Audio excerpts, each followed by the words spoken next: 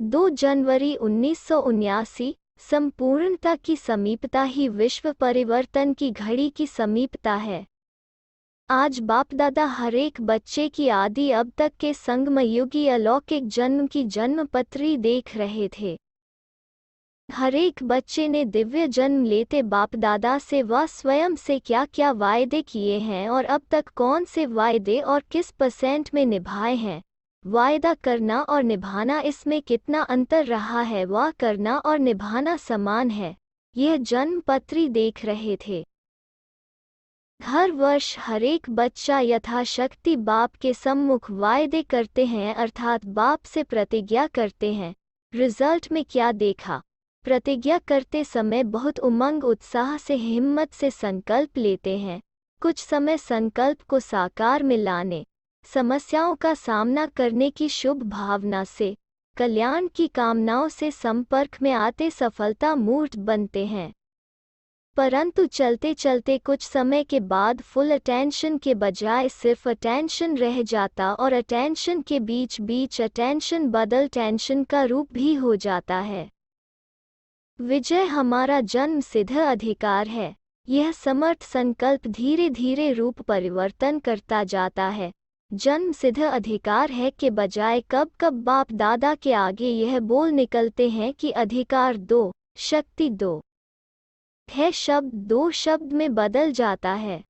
Master दाता वरदाता, दाता के बजाय लेता हो जाते हैं।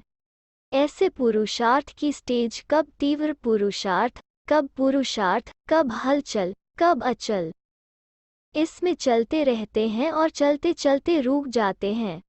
अब तक की रिजल्ट में रास्ते के नज़ारों में मंजिल की तरफ से किनारा कर लेते हैं।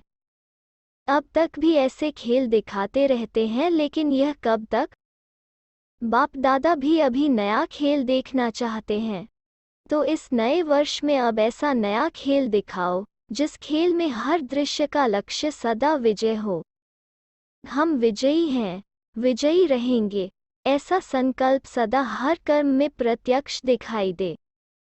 जैसे कल्प पहले का चित्र है, हरेक शक्ति सेना के हाथ में विजय का झंडा लहरा रहा है।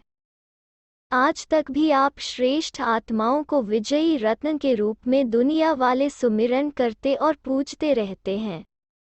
पुरुषार्थ करने का समय भी बहुत मिला, नंबरवार यथाशक्ति पुरुषार्थ भी किया। अब क्या करना है? अब पुरुषार्थ के प्रत्यक्ष फल स्वरूप अर्थात सफलता स्वरूप बन स्वयं भी हर कार्य में सफल रहो और सर्व आत्माओं को भी सफलता मूर्त का भी वरदान दो।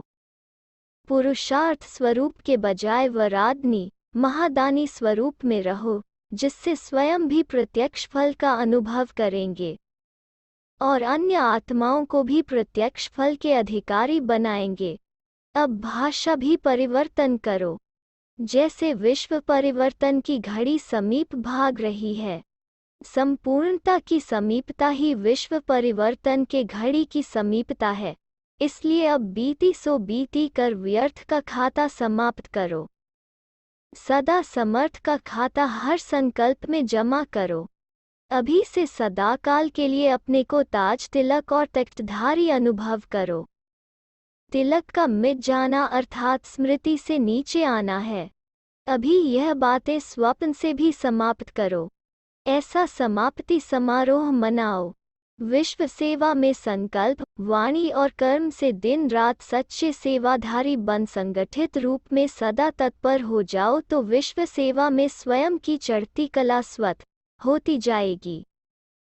पुण्य आत्मा बन पुण्य का फल प्राप्त कर रहे हैं, सदा ऐसे अनुभव करेंगे क्योंकि समय की समीपता प्रमाण हर श्रेष्ठ कर्म का फल सदा संतुष्टता के रूप में वर्तमान और भविष्य दोनों ही काल में प्राप्त होगा। अभी प्राप्ति की मशीनरी तीव्र गति से अनुभव करेंगे। व्यर्थ का भी और समर्थ का भी, दोनों कर्म का फल लाख गुना प्राप्ति क्या होती है, यह सब अनुभव करेंगे। इसलिए लाख गुना जमा करने का समय अब बाकी थोड़ा सा रह गया है। अब का जमा होना जन्म जन्मांतर की प्रारब्ध बनाना है। इसके लिए विशेष क्या करना है? सिर्फ 2 बातें याद रखो। एक, सदा अपने को विशेष आत्मा समझ संकल्प व कर्म करो। दूसरी बात, सदा हर एक में विशेषताओं को देखो। हर आत्मा में विशेष आत्मा की भावना रखो। साथ साथ विशेष बनाने की, शुभ कल्याण की कामना रखो। सदा एक बात का अटेंशन रखो, जिस अवगुण व कमजोरी को हर आत्मा छोड़ने का पुरुषार्थ कर रही है, ऐसी दूसरे द्वारा छोड़ने वाली चीज को स्वयं कभी धारण नहीं करना।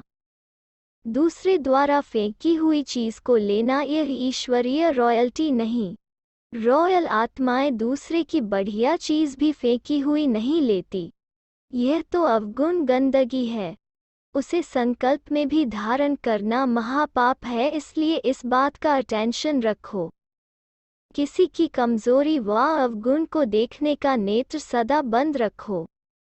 न धारण करो, न वर्णन करो। जब आपके चित्रों की भी भक्त महिमा करते हैं, हर अंग की महिमा करते हैं, कीर्ति गाने का कीर्तन करते हैं, आप चैतन्य रूप में 1-2 के गुणगान करो, विशेषताओं का वर्णन करो। 1-2 में सहयोग और स्नेह के पुष्पों की लेन देन करो। हर कार्य में हाँ जी व पहले आपका हाथ बढ़ाओ। सदा हर एक विशेष आत्मा के आगे रूहानी वृत्ति, रूहानी वाइब्रेशन का धूप जगाओ। जो भी आत्माएं संपर्क में आवे उन्हों को सदा अपने खजानों से वैरायटी भोग लगाओ, अर्थात खजाना भेंट करो। जब प्रैक्टिकल में अभी से यह रूहानी रस्म आरंभ करेंगे, तभी भक्ति में यह रस्म चलती रहेगी। सुना, इस वर्ष क्या करना है? आज स्वयं के परिवर्तन की बातें सुनाई, फिर सेवा की सुनाएंगे कि सेवा के क्षेत्र में क्या करना है। अच्छा, ऐसे सदा संपन्न मूर्तियां, रॉयल्टी के निजी संस्कार वाली आत्माएं, सदा तिलक, ताज, तख्तधारी आत्माओं को, हर कर्म का प्रत्यक्ष फल खाने वाली आत्माओं को बाप दादा का याद, प्यार और नमस्ते। पार्टियों से मुलाकात। 1. जादू मंत्र की स्मृति से सफलता स्वरूप। जादू मंत्र सदा याद रहता है। जादू का मंत्र कौन सा है? बाप की याद ही जादू का मंत्र है।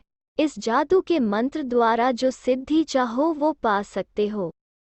जैसे स्थूल में भी किसी कार्य की सिद्धि के लिए मंत्र जपते हैं, तो यहाँ भी अगर किसी कार्य में विधि चाहते हो तो यह महामंत्र ही विधि स्वरूप है।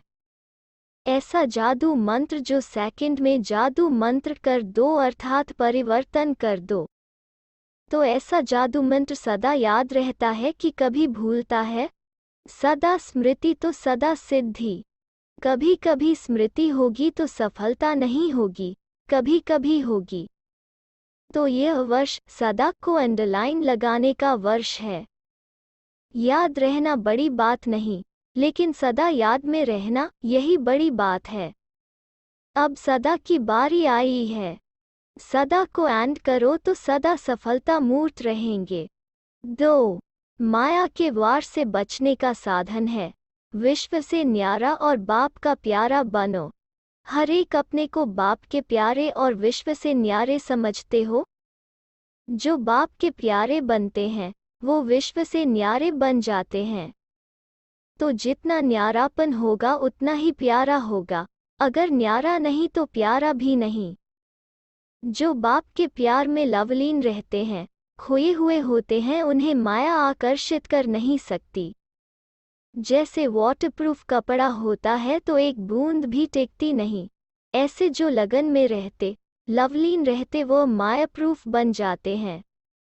माया का कोई वार नहीं कर सकता। बाप का प्यार अविनाशी और स्वार्थ है। इसके भी अनुभवी हो और अल्पकाल के प्यार के भी अनुभवी हो।